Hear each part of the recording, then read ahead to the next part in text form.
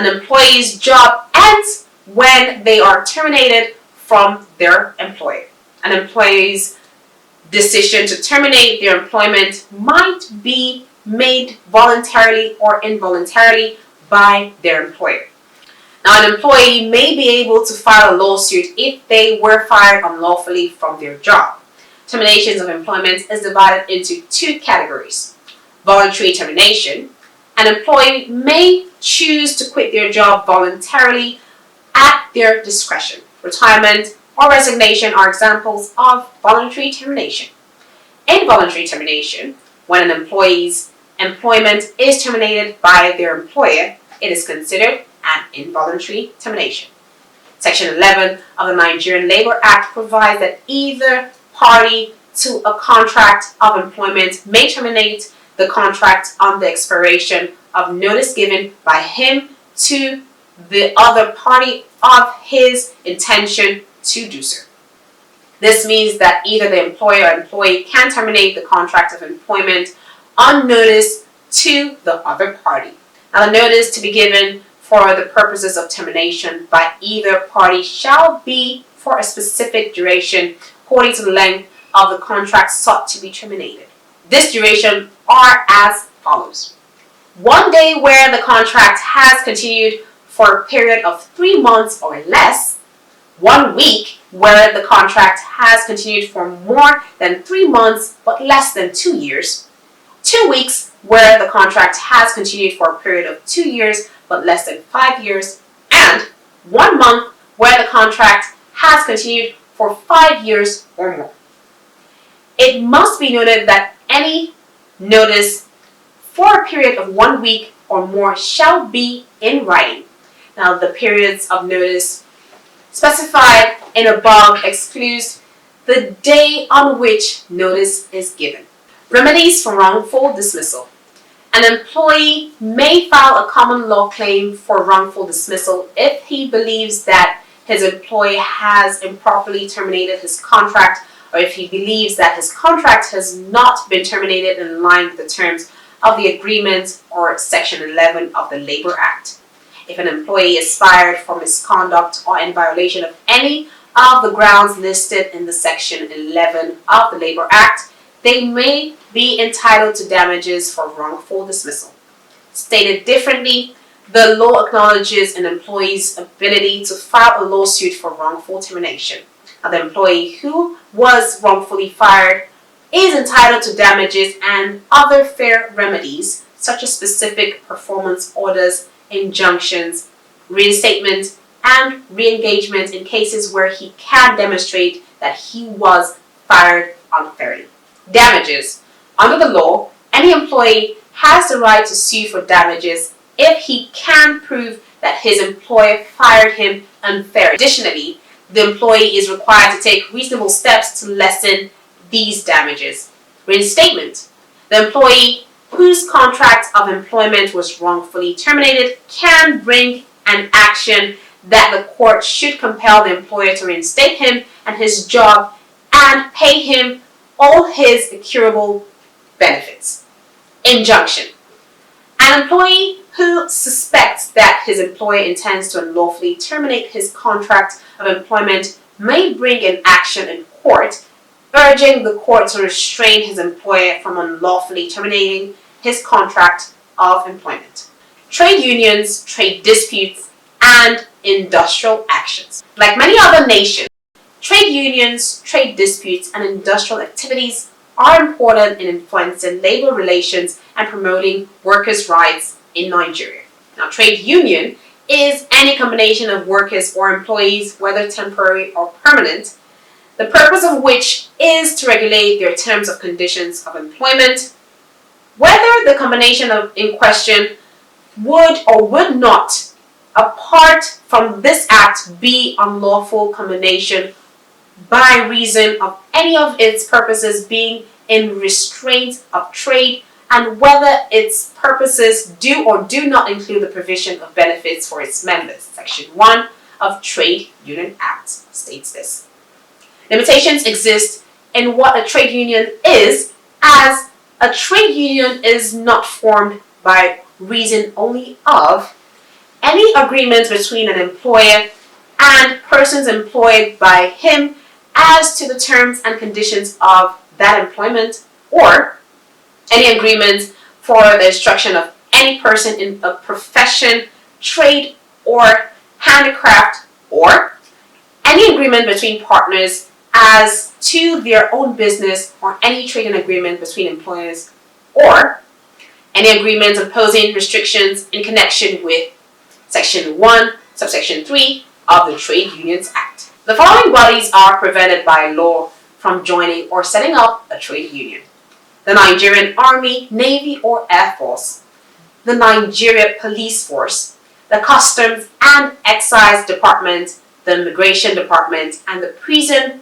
Services, the Customs Preventive Service, the Nigerian Security Printing and Minting Company Limited, the Central Bank of Nigeria, the Nigerian External Telecommunications Limited, every federal or state government establishment of which the employees are authorized to bear arms, and such other establishments as the minister may from time to time by order specify. Section 11, subsection 1 of the Trade Unions Act states. The members of the armed forces and other employees of the federal government stated above are, however, not prevented from setting up joint consultative committees in the establishment concerned for the purpose of negotiating for their welfare with the government. For a body to function and carry out the responsibilities of a trade union, it must have been registered under the Trade Union Act. Non-registration of the trade union renders it illegal. Section 2 of the Trade Union Act states the minimum number of individual workers to form a trade union is 50, while that of the employers should be 2. Section 3 of the Trade Unions Act states. Now, the biggest umbrella group in Nigeria that represents workers is called the Nigerian Labour Congress, NLC. It is made up of associated unions from a variety of industries such as public services, manufacturing, transportation, and education. In Nigeria, concerns about pay, working conditions, job security, and management techniques are frequently the source of trade disputes. Now, these conflicts may arise at the national level, within specific corporations, or between sectors. In Nigeria, labor unions and employers negotiate to resolve trade disputes. Now, this process is frequently assisted by government organizations like the Ministry of Labor and Employment.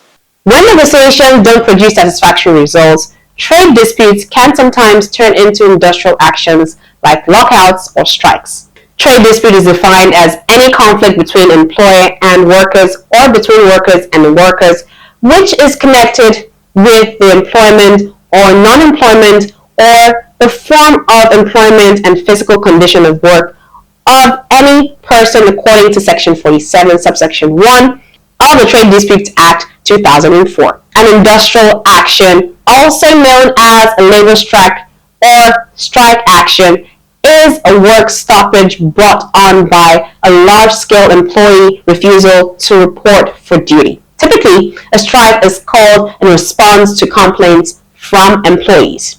During the Industrial Revolution, the mass labor became crucial in mines and factories. Industrial action gained importance. Since the time of the Industrial Revolution, industrial societies have been characterized by industrial strife. It follows that trade disputes lead to industrial actions. An industrial action shall not be commenced by an employer or an employee unless the trade dispute has been referred to an arbitration, and in failure of arbitration after the National Industrial Court has issued an award on the trade dispute, Section 18 of the Trade Disputes Act 2004. Causes of trade dispute and industrial action. Disagreements between government or companies and employees about pay, working conditions, labor rights, and other relevant matters are frequently the root cause of trade disputes and industrial actions. Typical reasons for trade disagreements and labor strikes include the following: wages and incentives. Labor disputes are often caused by disagreements about pay, bonuses, salaries, and perks. Employers may oppose pay increases owing to financial restrictions or pressure from the competition, but workers may want higher pay to keep up with inflation or to reflect the company's performance. Working conditions. Disagreements may arise over matters pertaining to safety regulations, health risks, work schedules, rest periods, and workplace amenities. Employees may demonstrate against hazardous or dangerous working conditions, extended work hours, insufficient breaks, or subpar facilities, while employers may give priority to productivity targets or cost-cutting initiatives. Job security. Trade conflicts are frequently sparked by worries over job security, which includes layoffs, outsourcing, contract work, and unstable employment arrangements. Employers may want flexibility in hiring and staffing to adjust to shifting market conditions, while workers may want guarantees of stable employment and protection from arbitrary terminations. Collective bargaining. Trade disputes and industrial actions may result from disagreements between labor unions and employers during collective bargaining negotiations regarding the terms of employment contracts, including pay, benefits, work hours, and other circumstances. In the event that an agreement cannot be reached, there may be lockouts, strikes, or other types of industrial action. Unfair labor practices. Trade disputes can arise from claims that employers have engaged in unfair labor practices, including discrimination, harassment, intimidation, retribution against union activity, or breaking labor laws and regulations. Employees may request policy changes to remedy perceived unfairness, disciplinary action against violating employers, or corrective action. Management decisions. If employees believe that a management policy change, restructuring, merger, acquisition, downsizing, or operation reallocation will hurt their interests, this could lead to trade disputes. Changes that lead to job losses, lower benefits, or more work may be opposed by employees, while employers may place a higher priority on cost reduction or strategic goals. Trade disputes and industrial actions can be triggered by changes in government policies, labor laws, or regulations impacting employment practices, workers' rights, or labor relations. Legislative changes that weaken labor laws, restrict collective bargaining rights, or diminish social benefits may be opposed by workers, while the regulation of flexibility, policies that lower costs and boost competitiveness may be supported by companies. Social and economic variables. By escalating already existing tensions and grievances among workers, broader social and economic variables such as inflation, recession, unemployment, income inequality, poverty, and austerity measures can contribute to trade disputes and industrial actions, while economic downturns may force companies to seek concessions from employees in order to retain profitability. Economic challenges may heighten demands for more pay, job security, and social safeguards.